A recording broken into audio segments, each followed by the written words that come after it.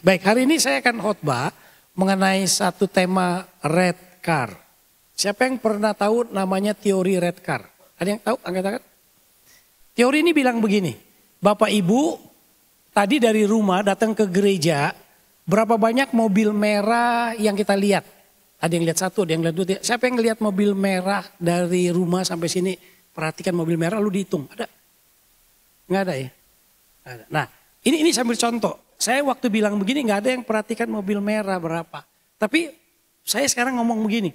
Nanti pulang dari tempat ini gereja, Bapak Ibu makan dulu atau gimana. Sampai di rumah hitung mobil merah berapa banyak yang Bapak Ibu ketemuin. Setiap mobil merah yang Bapak Ibu ketemuin dapat duit $100. Nanti minggu depan bisa klaim sama Pastor Bernard. Ya. Jadi pulang ketemuin aja 1, 2, 3 Pak Bernard saya dapat 500 klaim. Nanti Bapak Ibu percaya deh setelah pulang dari ini. Mobil warna merah itu akan menjadi berkesan. Wah ini $100 nih. Cuman bener gak nih ya, bener gak nih. Coba perhatikan deh nanti pulang akan berubah cara kita berpikir. Itu artinya apa? Artinya begitu powerful kita punya pikiran. Ya. Oke kita lihat satu-satu sekarang. Teori ini ngomong apa? Klik satu tadi. Jelasin satu klik. Lihat tuh. Apakah teori mobil merah itu? Dia teori merah ini mengingatkan kita bahwa peluang itu seperti mobil merah. Mereka ada di sekitar kita. Namun kita sering mengabaikannya. Dengan secara aktif itu kita mencari peluang. Memupuk pola pikir rasa ingin tahu. Dan keterbukaan. Kita dapat membuka potensi pertumbuhan. Kesuksesan. Dan kepuasan dalam berbagai aspek kehidupan kita. Hanya masalahnya ini peluang ada di sekitar kita. Tapi kita nggak bisa pick up. Kita take it for granted. Ambil contoh begini, firman Tuhan berkata begini. Cari dahulu kerajaan Allah dan kebenarannya, maka akan ditambahkan kepada kamu. Cari. Nah kalau kata cari itu artinya kita mesti tahu dulu apa yang kita mau. Kalau kita nggak mau bagaimana kita mencarinya? Nah sekarang kita mau nggak kerajaan Allah? Penting gak kerajaan Allah buat kita? Kalau kita tahu penting kerajaan Allah, maka kita akan cari dan kita akan menemukan. Setelah kita menemukan, maka akan ditambahkan kepada kita. Misalnya ambil contoh orang yang kerjaannya memungut botol-botol minuman bekas. Saya lihat di Jakarta, di Indonesia banyak orang loh dikorek sampah gitu, saudara angkat botol-botol dikirim.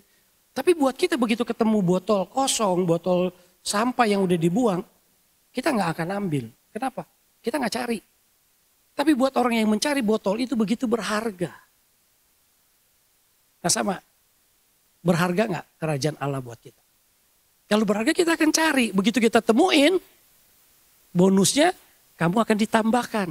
Nah seringkali orang lupa, orang mencari apa? Mencari yang ditambahkan itu. Gue pengen ditambahkan dong, pengen ditambahkan gajinya, pengen ditambahkan pangkatnya, pengen ditambahkan jumlah-jumlahnya. Tapi kita lupa sumbernya. Nah kalau kita udah ngerti ini, sangat gampang kita membahas tema khotbah hari ini. Oke yang berikutnya, satu lagi, klik kita lihat. Nah firman Tuhan mengajarkan ini. Amsal 23 ayat 7 kita baca sama-sama ayat ini ya. 1, 2, 3. Sebab seperti orang yang membuat perhitungan dalam dirinya sendiri, demikianlah ia. Kalau bahasa Inggrisnya menerjemahkan for as he thinks. Jadi bagaimana kita berpikir, jadilah kita. Kita berpikir kebaikan, jadilah kita orang baik. Kita berpikir jahat, jadilah kita orang jahat. Apa yang mendominasi pikiran kita? Begitu simpel. Itu kunci hidup. Yang kedua ayat firman Tuhan ngomong apa? Yang kedua yang berikutnya. Matius 7 ayat 7 dia berkata begini. Mintalah maka akan diberikan kepadamu. Carilah maka kamu akan mendapat.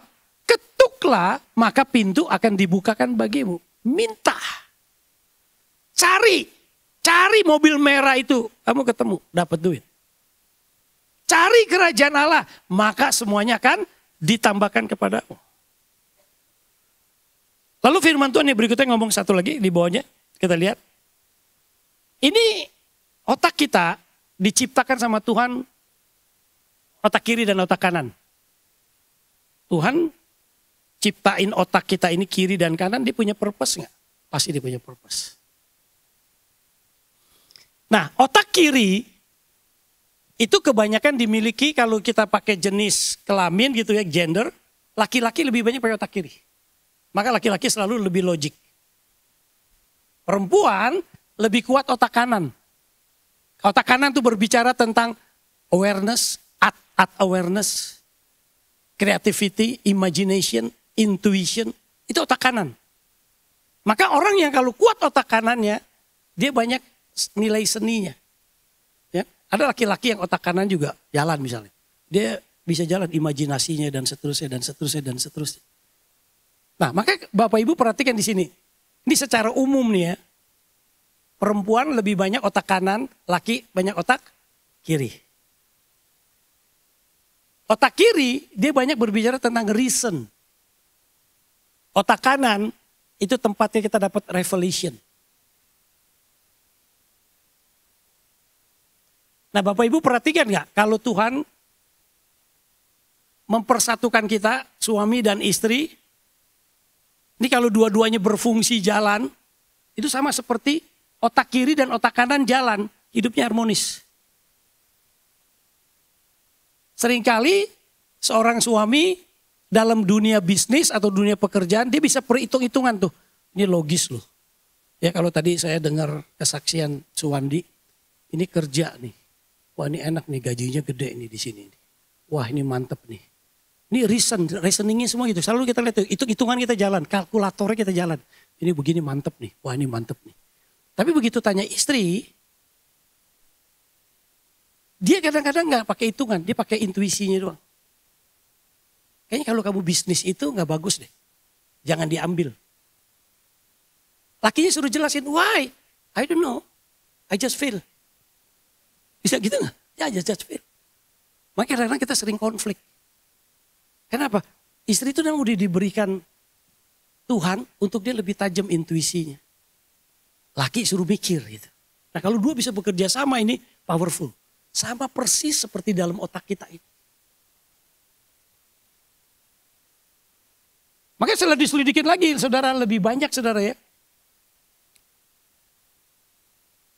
Ada orang yang scan otak gitu ya, laki dan perempuan. Memang ditemuin saudara, perempuan itu otak kiri dan otak kanan ada wire tuh, ada wirenya yang nyambungin. Itu wirenya rumet.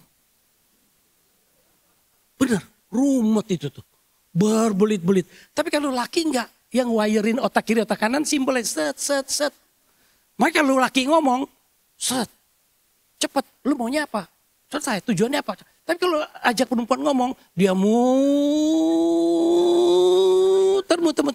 Maksud lu apa? Gue kagak ngerti. Sering itu kan, ada muter-muter banyak saudara. Makanya tapi ini dua nih kalau bekerja sama, bagus saudara. Sama seperti otak kita di dalam kita ini ada kiri dan kanan. Saudara. Nah jadi kalau kita udah tahu seperti ini, menjalanin hidup ini, kita sungguh akan diberkati saudara. Jadi Tuhan aja udah ciptakan otak kiri otak kanan, dia punya purpose. Dikasih suami istri, dia punya purpose. Nah, ambil satu kisah nyata di dalam Kisah Rasul 27 ini ya, saya akan bacain. Nanti saya jelasin ceritanya, konteks ini apa gitu. Kisah Rasul 27 ayat 11, dia berbicara begini. Saudara-saudara, aku lihat pada pelayaran kita akan mendatangkan kesukaran-kesukaran dan kerugian besar. Bukan saja bagi muatan dan kapal, tetapi juga bagi nyawa kita. Ini bahaya banget ini, taruhannya nyawa kita nih. Aku lihat, dan waktu Rasul Paulus bilang aku lihat, dia lihatnya bukan pakai otak kiri, otak kanan. Dia lihat di alam roh. Lalu, tetapi perwira, nah perwira itu lebih percaya kepada jurumudi dan nakoda daripada perkataan Paulus. Jadi konteks ayat ini, Kisah Rasul 27 menjelaskan Rasul Paulus ditahan, ditangkap, ingin dibawa ke Roma bersama tawanan. Lalu ingin belayar ke Roma, waktu ingin dibayar Roma dipimpin oleh satu perwira. Waktu pengen belayar, Paulus bilang begini, saya melihat bahwa pelayaran kita ini akan mengalami kesukaran nih. Bahaya, bahkan nyawa kita hampir terancam. Dia ngomong sama perwiranya. Perwiranya juga gak percaya gitu aja dong. Dia tanya jurumudi. Jurumudi itu orang yang sekolah. Pakai reason. Dia buka book dia. Kalau derajatnya segini, bulannya segini, matahari tingginya segini, angin kecepatannya segini, ombak bisa diakur sini. Wah ini aman, kita aman. By the booknya aman. Lalu perwira itu harus putusin. Pakai otak kiri atau otak kanan. Reason atau revelation. Perwiranya juga nggak pernah menghidupkan revelation dia.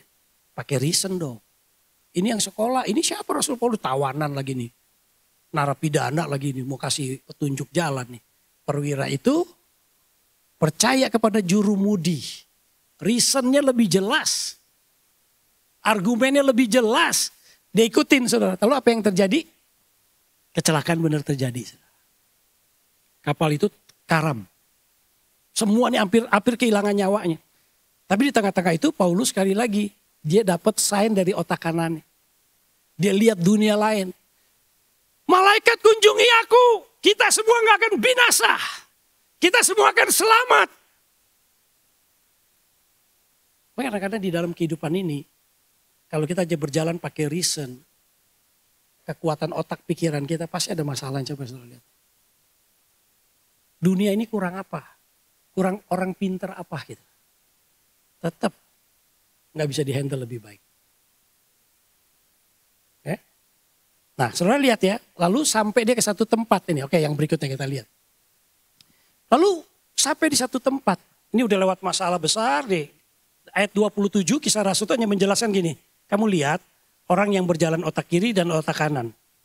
Kita bisa saksikan, kita bisa ngalamin semua nih.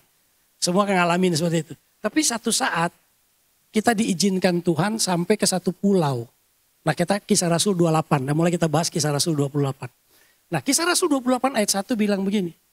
Setelah kami tiba dengan selamat di pantai, barulah kami tahu bahwa daratan itu adalah pulau Malta. Ayat 2, penduduk pulau itu sangat ramah terhadap kami. Mereka menyalakan api besar dan mengajak kami semua ke situ karena telah mulai hujan dan hawa dingin. Begitu kapalnya kandas, karam, sampai ke pantai mereka selamat dan mereka baru tahu, baru tiba. Nama pulau itu ternyata Malta. Nah apa arti pulau Malta itu? Oke yang berikutnya satu. Ini menjelaskan. Malta itu memiliki akar kata bahasa Yunani kuno yang artinya madu. Namun jika ini berasal dari Fenisia kuno, bahasa Fenisia kuno, dia berarti perlindungan. Jadi tempat yang baik, tempat perlindungan. Tempat waktu bangsa Israel keluar dijanjikan tanah perjanjian susu penuh dengan susu dan madu. Jadi ada sesuatu madu itu sesuatu yang menjanjikan, sesuatu yang baik. Lalu sampai di pulau yang baik, saudara di situ, sampai ke tempat. Nah artinya begini, di dalam perjalanan hidup kita, struggling dengan reason dan revelation terus jalan, pasti Tuhan membawa satu titik tertentu kita masuk ke Pulau Malta. Tapi di Pulau Malta itu bukan berarti comfort zone buat kita. Ya udah tenang dong, waduh udah selamat nih, udah tenang nih, aduh. Kita bisa belajar, kita bisa evaluasi otak kiri, otak kanan, reason, revelation nih. Tapi di sini nih. Tapi waktu di Pulau Malta ini Tuhan lewat Rasul Paulus mengajarkan kita. Artinya begini, setiap perjalanan journey orang percaya, dia gak boleh ada di comfort zone. Karena comfort zone itu adalah berbahaya. Setelah diselidikin saudara, kemarin saya ketemu satu konselor, Pak Yakub, bukan Yakub yang jemaat kita di Sydney, Yakub Esra, dia seorang konselor, dia seorang psikolog, juga seorang konsultan. Nanti saya lagi mau atur dia undang ke Sydney itu. Dia dipakai Tuhan dengan luar biasa di bidang dia menurut saya. Jadi dia banyak riset, dia bilang, justru hamba Tuhan banyak jatuh itu pada hari Senin. Sudah diselidikin. Kenapa? Senin itu hari libur pendeta ternyata. Waktu dia di comfort zone. Di situ dia banyak jatuh. Itu udah di riset. Jadi ternyata comfort zone itu tidak baik. Nah maka kita belajar hari ini. Siapa yang udah comfort zone? Segala usia apapun pokoknya kita berusaha. Atau kita ngalamin yang seperti ini kita lihat. Tapi ujungnya kita juga bisa lihat. Tuhan mau apa dalam hidup kita. Oke, kita lihat satu-satu yang berikutnya. Yang ke-1, poin ke-1. Saudara, di comfort zone, Rasul Paulus ngajarin kita. Jangan kita rileks, tetap kalau kamu bisa bekerja, kamu kerja. Ya kan? Dan di dalam kamu di comfort zone itu juga siap menderita. Karena kalau bekerja itu pasti penderita. Jadi kalau bekerja itu pasti ada sesuatu yang ya cukup menyakitkan. Ada harga yang kita harus bayar, kurang lebih seperti itu. Lihat apa yang dilakukan Rasul Paulus di Pulau Malta. Yang ketiga, ayat ketiga berkata begini. Ketika Paulus memungut seberkas ranting-ranting dan meletakkannya di atas api, keluarlah seekor ular beludak karena panasnya api itu lalu menggigit tangannya. Di mana kita tahu Rasul Paulus kerja? Dia memungut seberkas ranting-ranting. Karena udara dingin, hujan, orang Pulau Malta sudah bikin apa tuh namanya itu? Fire apa itu? Ya api lah, api unggun untuk menghangatkan badan. Rasul Paulus tinggal dia menikmatin. Dia hidupnya udah biasa kerja. Maka dia ikut mengutin ranting-ranting. Rasul loh saudara. Dia mengutin ranting-ranting, dia taruh dalam api, tiba-tiba dari kayu itu keluar ular matok tangan dia. Di tengah-tengah bekerja dia menderita. Saudara. Artinya di dalam perjalanan hidup kita, tadi kita nggak boleh comfort zone, tetap kita menderita, tetap kita melayani, tetap kita bekerja, tapi di dalam pekerjaan itu pasti ada sakit, tapi nggak usah ngeluh. Ini semua untuk kebaikan kita. Orang bilang no pain no gain.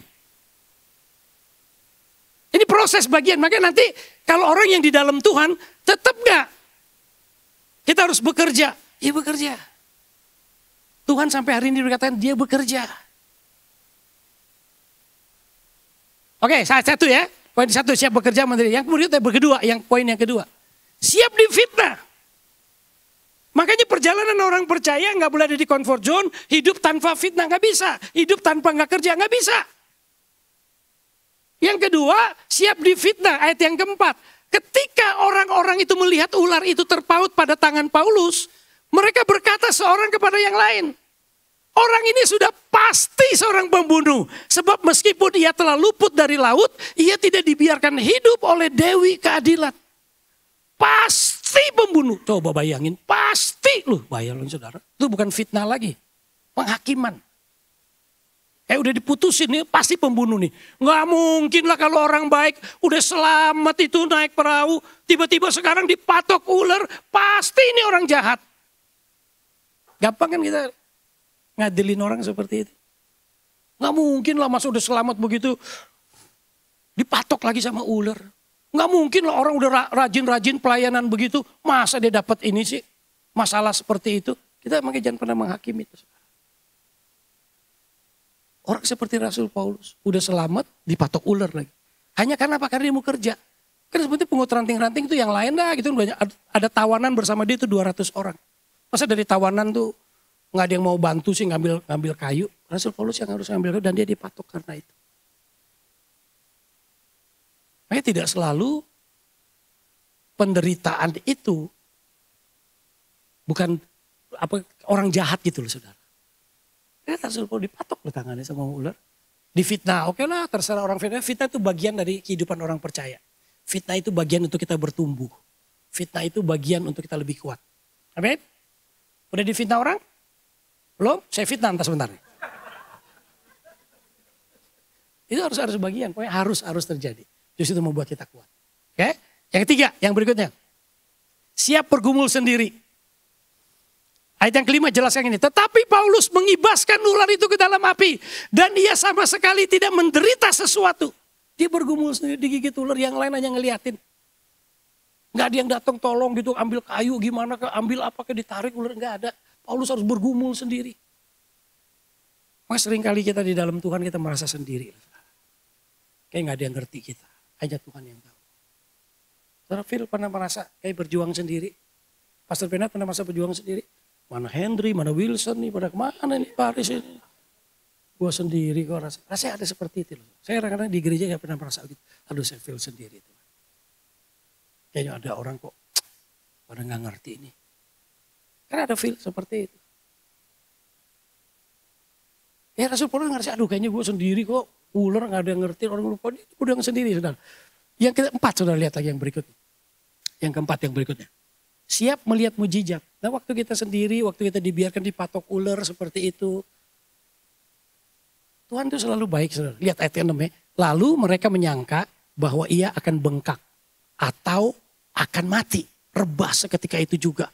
Tetapi sesudah lama menanti-nanti, mereka melihat bahwa tidak ada apa-apa yang terjadi padanya.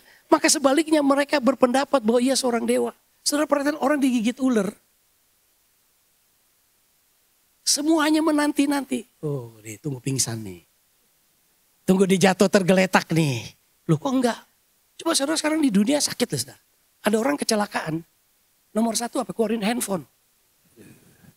Disyutingin. Enggak ada yang datang menolong loh saudara. Benar-benar. Ini yang terjadi Rasul Paulus. Dia bergumul ular dia sendiri. Yang hanya ngeliat ini. Kapan lu mati lu? Kapan lu jatuh? Dia nanti-nantikan.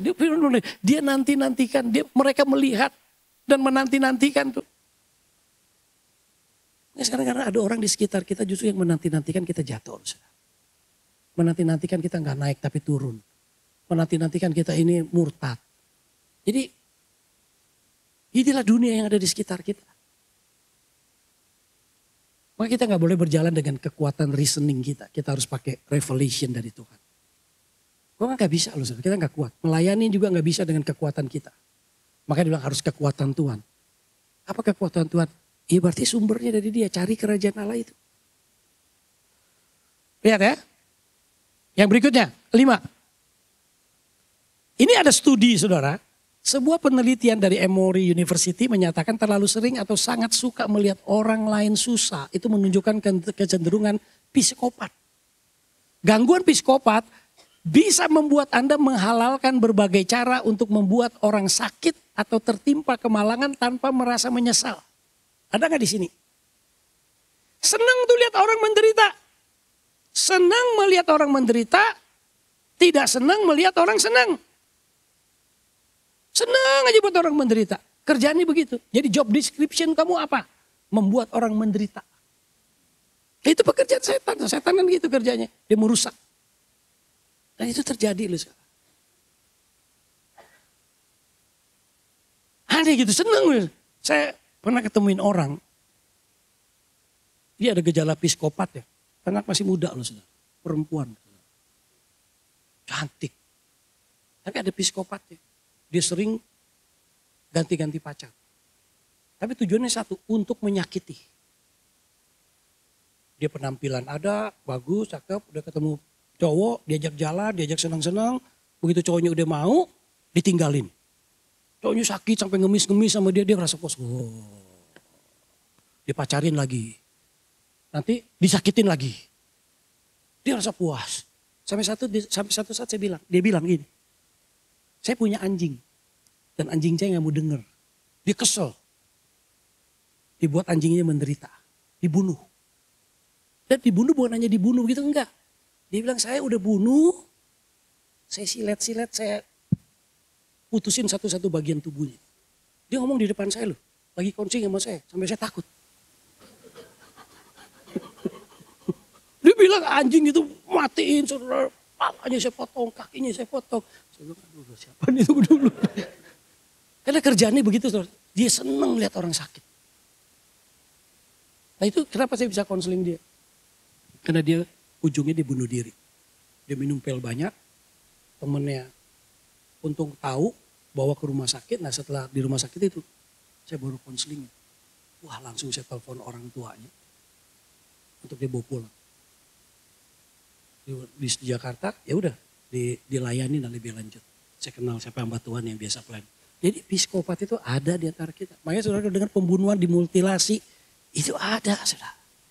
Dan kenapa orang tambah kejam tambah jahat saudara. Nih ya nanti orang psikopat akan tambah banyak loh saudara. Kenapa orang tambah kejam tambah jahat. Saya dengerin satu podcast. Itu seorang secret agent dari Amerika. Secret service. Bagaimana dia dilatih. Itu pokoknya untuk kejahatan apa gitu kan dia udah belajarin gitu. Satu yang dibilang kenapa kejahatan itu akan menambah. Karena sekarang orang medianya menyakitin orang itu bukan lagi person. Kalau saya nyakitin seseorang pasti ngeliat Andi, aduh lihat tampang Andi kayaknya imut-imut gak tega. Ada rasa gak teganya gitu saudara. Karena ketemu person. Tapi sekarang orang ngejatin orang lewat dunia, media, tanpa ngelihat personnya. Itu semuanya kata-kata kan. Maka orang begitu gampang ngumbarin kata-kata fitnah, kata-kata yang menyakitkan. Dan beberapa orang udah diselidikin saudara. Itu bisa orang bunuh diri hanya karena lewatin kata-kata gitu aja. Dibully lewat online. Dan orang itu tidak merasa bersalah. Kenapa? Dia nggak lihat person. Nggak ada emosi yang main. Semuanya hanya pakai mesin yang ketik itu untuk nyakitin orang aja saudara. Maka tambah jahat sekarang. Maka diajarin juga. Dia bilang kalau kita bisa di dunia media sosial sekarang jangan oversharing. Sharing informasi tentang istri, tentang anak, tentang apa yang kita punya. Itu justru nanti backfire buat kita. Karena kejahatan itu dimulai selalu itu dengan yang dia lewat online. Dia tambah kejam, karena dia nggak lihat orang nih. Tambah sadis sudah lihat. Ya, oke yang berikutnya saudara. Yang berikutnya satu lagi, klik. 5. Siap bersaksi. Yang itu ayat ke-7 bilang gini. Tidak jauh dari tempat itu ada tanah milik gubernur pulau itu. Gubernur itu namanya Publius. Ia menyambut kami dan menjamu kami dengan ramanya selama 3 hari. Nah Publius atau Publius yang artinya populer. Jadi lewat satu kejadian Tuhan izinkan itu terjadi supaya kita bersaksi. Dipopulerkan. Diviralkan. Nah saudara tadi saya karena berbicara tentang online. Sekarang penipuan itu terjadi banyak lewat online saudara. Jadi hati-hati saudara. Jadi ada misalnya anak remaja nih, ambil contoh nih, ajak remaja. Dia bisa cari duit lewat online. Misalnya jual yang saya tahu dia pernah bersaksi, nah pesan itu bagus saudara supaya kita belajar sesuatu. Saya perlu ngomongin ini di jemaat ini. Jadi dia lagi pokoknya online pokoknya ada sepatu kan ada limited edition gitu. Pokoknya dia beli, tiba-tiba dia beli, lalu kan dia nggak butuh ini kadang-kadang diajarin dia bisa jual lagi sepatu itu online tanpa dia harus diterima dulu online. Karena ada ini sepatunya limited edition. Katakan pokoknya ada 10, wah dia dapat 2, aduh senang banget nih. Dia jual dia bisa dapat $50 lebih, 100 lebih. Nanti dia nggak jual lagi, dibid lagi, ada orang yang mau tinggi lagi. Karena itu dibikin sedemikian rupa. Jadi pendek cerita satu saat dia bisa membeli 5 sepatu gitu dijual online semuanya. Satu saat betul-betul ada yang beli dan udah digoreng harganya sampai tinggi sedemikian rupa. Lalu pembelinya itu istilahnya yang langsung yang jual ini kirim kepada pembelinya. Begitu pembelinya terima sepatu itu palsu semua. Tidak seperti merek limited edition itu. Berarti apa? Kamu menjual barang palsu kamu dituntut. Dari situ nuntut ini. Anaknya bukan untung tadi $100, bapaknya dituntut, dia hilang ribuan dolar. Dan banyak scam kayak gitu. Ada yang melalui metode bisnis. Ini ada jemaat kita yang lain, ada metode bisnis. Kamu bisnis lewat barang-barang rumah tangga. Ada websitenya, ada semua jenis barangnya. Ada orang yang approach saudara. Yuk beli barang ini.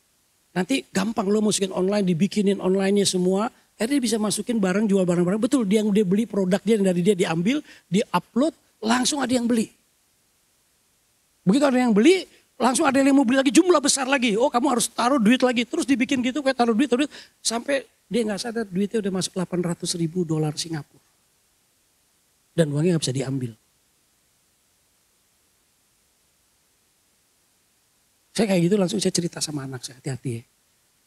Ini bisnis yang too good to be true. Kalau di Indonesia modelnya tuh robot online. Ada loh pendeta kena di Jakarta. Saya kenal pendeta. Sampai seluruh jemaatnya hampir kena. Karena pendetanya promosi. Kalau pendeta promosi orang percaya kan. Maka target marketnya pendeta dulu. Pendeta dideketin, Pak ini Pak buat pelayanan nih Pak. Bagus Pak buat pelayanan, Bapak masukin aja deh. Benar dia coba masukin 10 juta. Returnnya bisa 20-30% tiap bulan. Dan udah berlaku gitu, udah 3 bulan enak juga nih 20-30% nih. Bantu pelayanan, tambahin lagi saudara. Jadi masukin 100 juta. Keluar duitnya betul, 20-30%. Keluar, dia bilang waduh ini bagus juga nih. Coba kan dikit-dikit takut lagi nih. Masukin lagi udah 100 juta, masukin lagi 500 juta. Keluar lagi, wow. Udah jalan hampir setahun gini kan, untung tuh. Mulai kredit ini, udah enak banget tuh. Mulai upgrade kehidupannya, udah 1 tahun bener kok. Dia mulai sharing sama temennya, bener loh ini. Yang lain tim kalau ini bener, saya udah doa. Saya udah bersuara Tuhan, mantap. Udah ikut tuh satu pekerjaannya, 1, 2, 3 semua ikut tuh saudara. Banyak tuh saudara. Udah ikut semua itu tambah ngetop tuh saudara. Bandarnya dia tahu nih.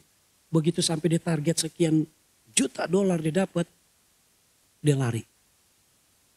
Udah. Pas itu pendeta udah masukin 1 miliar. Yang jemaatnya tadi juga udah nikmatin sedikit lalu dia masuk. Ada yang sedihnya itu rumah digadein sama bank. Dia pinjam cashnya dia masukin ke sini. Habis semuanya. Jadi hati-hati. Jadi saya bilang nih hati-hati nih. Jangan-jangan kayak udah pernah kena korban nih kayaknya semua tampangin. Ngeri lu sekarang saudara. Bener.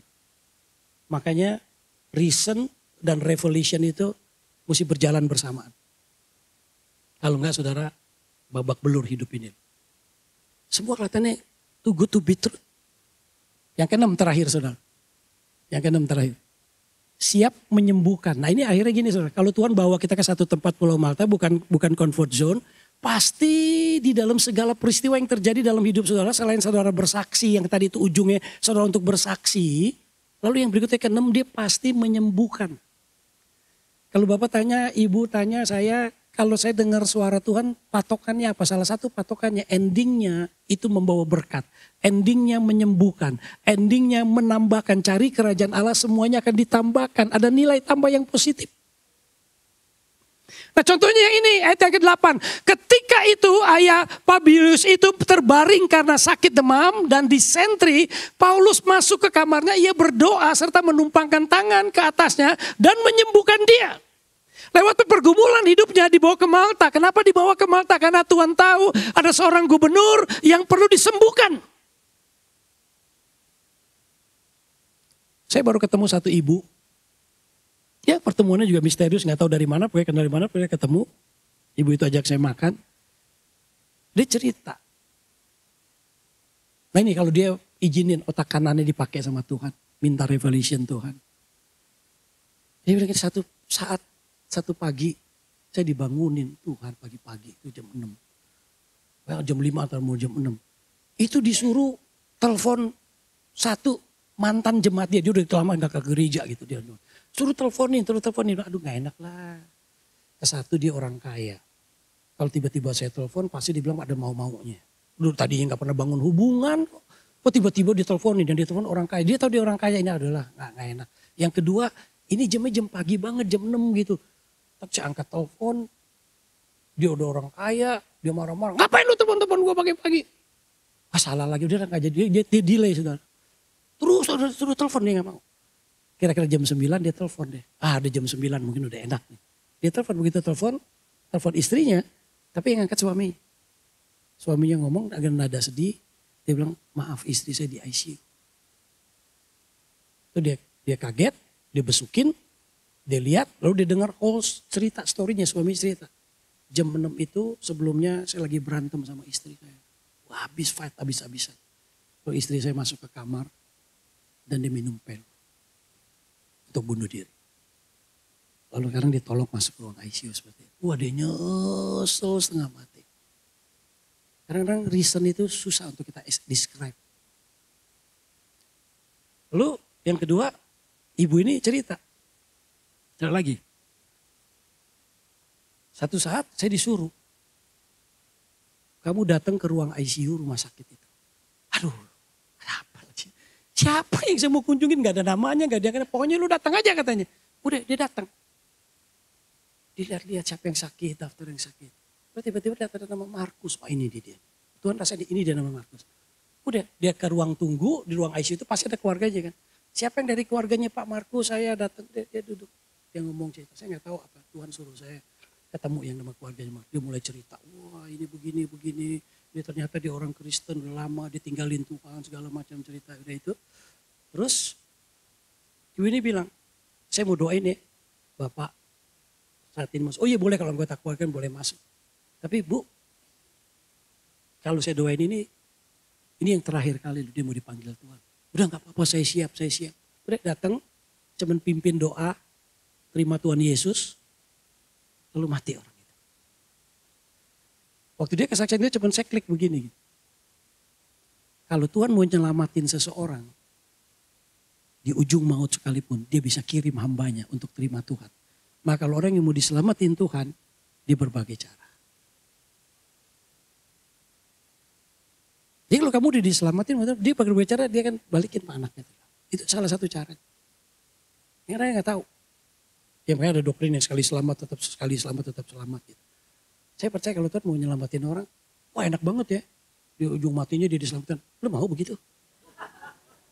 Enggak, kadang-kadang tuh orang kalau dikasih kesaksian ini dia pakai reason lagi. Enak banget gue kalau gitu berdosa aja terus hancur-hancuran hidup gue sampai nanti di ujung maut gitu.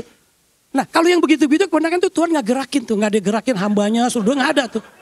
Gak ada tuh bener. Karena kamu pakai reason, Tuhan juga pakai reason. Emang lu aja pinter, gue lebih pinter dari lu gitu loh kurang lebih. Makanya ikut Tuhan tuh kadang-kadang jangan pakai itu. Sering kali. Kalau pendeta juga jemaatnya menurun terus, pemberian menurun. Dia bisa pakai riset gimana ya. Dia bisa kasih iklan. Jemaat saudara-saudara, kalau di gereja sono perpuluhan 10% saya diskon, saudara cukup 7%. Jadi macam-macam kalau pakai riset itu macam-macam. Jadi intinya Tuhan ingin otak kita ini yang udah didesain Tuhan, ingat kasih ruang Tuhan untuk berbicara. Kasih ruang Tuhan untuk percaya Tuhan. Cari kerajaan Allah itu. Nah saudara ada satu video untuk menutup ini saudara lihat bagaimana binatang pun Tuhan bisa pakai untuk menyadarkan kita. Lihat ini. Mungkin ada suaranya kalau bisa, ada bagus.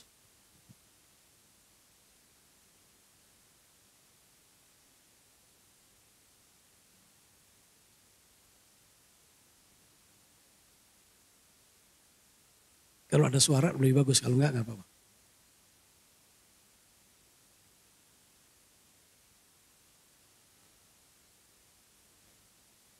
Ya, Papa tunggu sebentar ya, karena ada suara jadi hidup. Kalau enggak kita baca teksnya aja, nanti saya jelasin. Ya baca teksnya aja. Ya intinya pengendara mobil itu diberhentiin sama ini manjangan, kijang. Ya ternyata orang ini bisa menangkap gitu nih bahwa kayaknya binatang ini butuh pertolongan, maka diikutin tuh, dia lari, saudara. Diikutin mobilnya, lalu sampai di situ ditunjukin ternyata anaknya lagi terjerat sama net.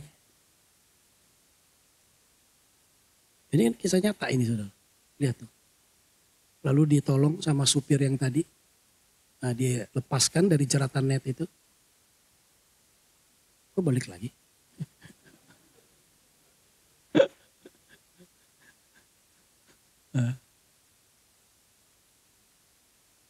Apa tadi abisin aja dulu tuh. Kayak diulang-ulang biar saudara bertobat kayaknya sini. Itu dia trap in soccer itu net.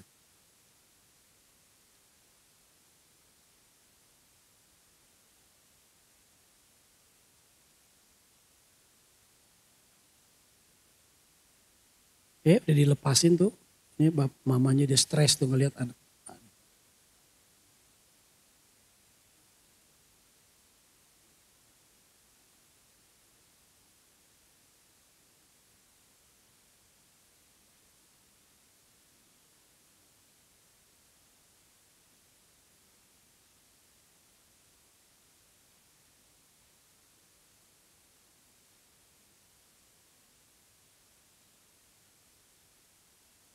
Binatang aja saudara bisa seperti itu. Ya apalagi kita ciptaan Tuhan ini. Saudara. Yuk kita tundukkan kepala, kita mau berdoa. Kita mau cari kerajaan Allah itu. Kita mau cari yang mungkin gak kelihatan itu. Tapi dia eksis. Dunia yang semakin jahat. Dengan perkembangan artificial intelligence.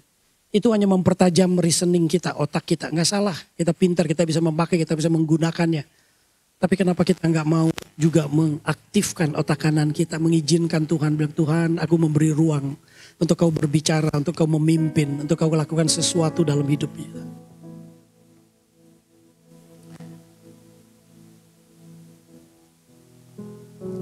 Biarkan pemimpin pujian nyanyikan pujian ini, kita semua masuk hadirat Tuhan, izinkan Tuhan memakai setiap kita.